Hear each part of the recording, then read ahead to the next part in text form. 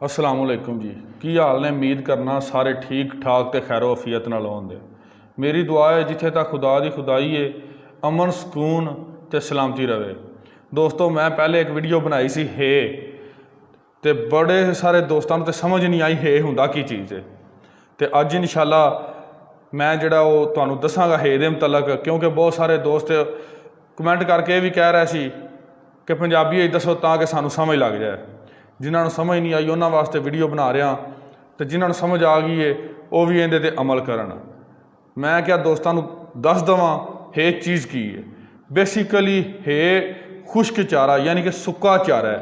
जिस तरह बहुत सारे लोग जड़े ने धनिया जड़ा है वो जिस टाइम ज़्यादा हुंदा है उन्होंने वढ़ लैंदे ने ते सुका लैंदे ने छोटा छोटा कुतर के, तो उन्होंने दोबारा इस्तेमाल वास्ते सेव कर लेंदे ने।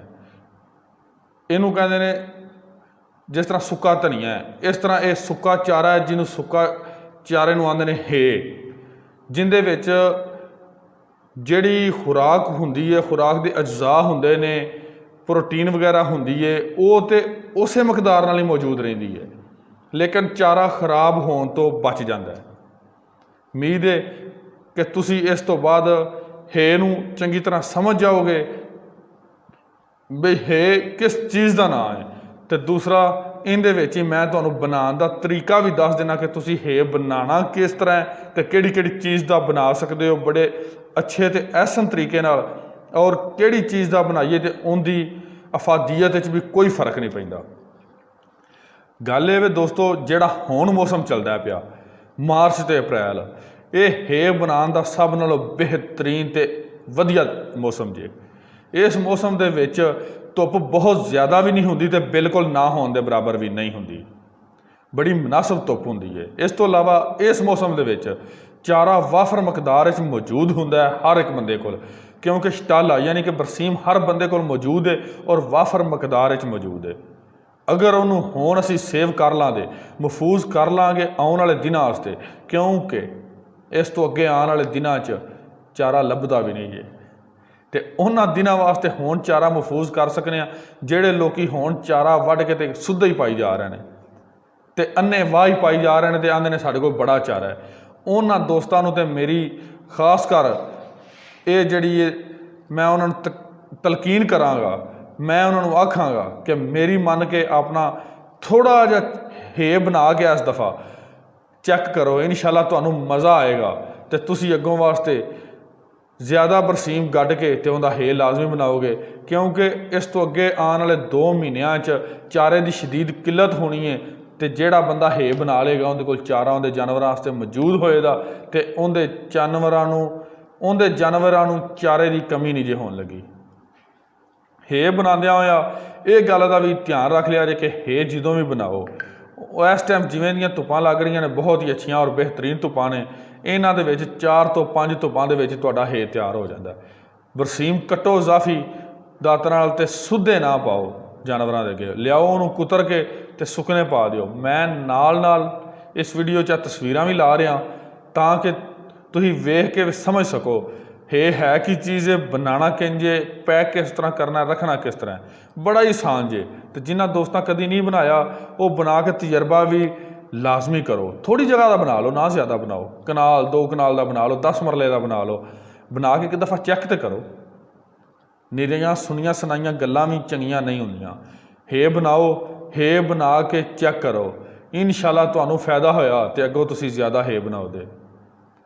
और हे दा सिर्फ हुण तफसील मैं तुहानू ये दस दी है। हे दा मकसद ये भी चारे नूं इन्ना खुश्क करना कि उहदे पानी की मकदार 10% रह जाए, मतलब थोड़ी रह जाए, खुश्क हो जाए, तो उन्होंने फिर जो सेव कर लवांगे तो वह बड़ा जड़ा ना महफूज हो जाएगा। या इस तो अलावा चारा फुल खुश्क कर लीए तो उन्होंने गंदम वाली थ्रैशर जो कढ़ लीए तो उनकी तूड़ी जी बन जाती है। वो जी तूड़ी होंगी जे ना दोस्तों, वो तूड़ी भी उन्नी ही प्रोटीन होंगी जे, उन्ने ही अज्जा होंगे जे खुराक के जिन्ने सबज शटाले होंगे जे, और वह भी बड़ा फायदेमंद होंगे जे। तुसी गाह के वेख लो जिस तरह तूड़ी जिस तरह कनक गाई दी है, शटाला वड्डो उन्होंने सुकाओ तो उन्होंने थ्रैशर गाह लो, तो वह जी तूड़ी बननी है ਉਹ ਵੀ ਸਮਝੋ ਤੁਹਾਡਾ ਸਬਜ਼ ਚਾਰਾ ਹੀ ਹੈ।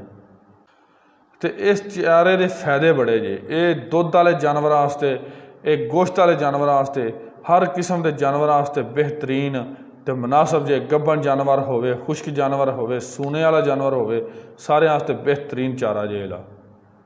तो सिर्फ इहदे च बनाने च थोड़ियां जिहियां एहतियातां ने, वो भी मैं तुहानूं दस देना कि तुसीं जदों भी चारा कटना है, उहनूं कट्टण तो बाद अगर तो कुतर के तुसीं बनाना है तो उहनूं कुतर के खुश्क जगह के उत्ते उहनूं जिहड़ा ना खिलार छड्डो। तो सिर्फ ध्यान इन्ना रखना कि उहनूं फोलदे रहना है, उन्होंने थल्लों उल्ली वगैरह ना लगे, जी उल्ली लग जाती है वो ना लगे, सेक ना मार जाए। खुश्क जगह पर फैलाओगे, हवा उहदे च लंघदी रहेगी तो आस्ता आस्ता आस्ता खुश्क होंदा जाएगा तो अपनी अफादियत भी ना गवाएगा।